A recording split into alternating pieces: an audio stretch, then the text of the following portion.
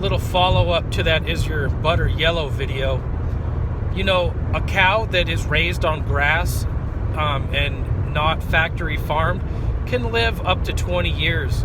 A cow who is raised on a factory farm and fed soy and corn and grain like that and forced to live in its own feces is only going to live for 3 or 4 years before it dies. So 5 times the lifespan for a cow raised as it should be naturally on grass compared to a very dismal lifespan for the cow when it's raised in a factory farming environment.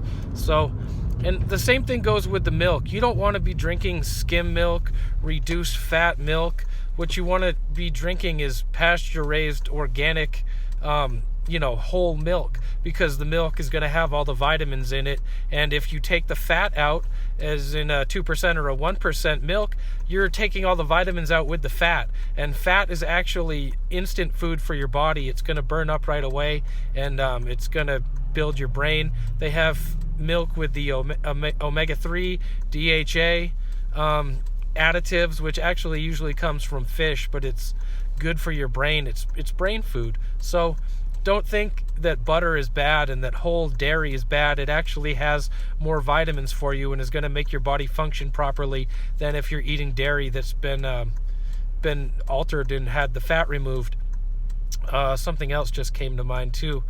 Oh yeah, you don't want to be eating margarine as compared to butter, because butter is dairy. Margarine is non-dairy. Margarine comes from essentially vegetable oils that are whipped into this form that is similar to butter, but margarine is made from corn oil, soy oil, all of these crops that have been genetically modified. So not only does the genetic modification of these crops cause cancer in laboratory animals, giant tumors in rats and such, and it's doing the same thing to humans, it's also rife with pesticides, and they spray down these crops like corn and soybeans with Roundup, and everything in the field will die. But the corn and the genetically modified soy and sugar beets and everything else that's been genetically modified will survive that assault of Roundup, which you wouldn't drink Roundup, you wouldn't want to ingest it, but every time you're eating these crops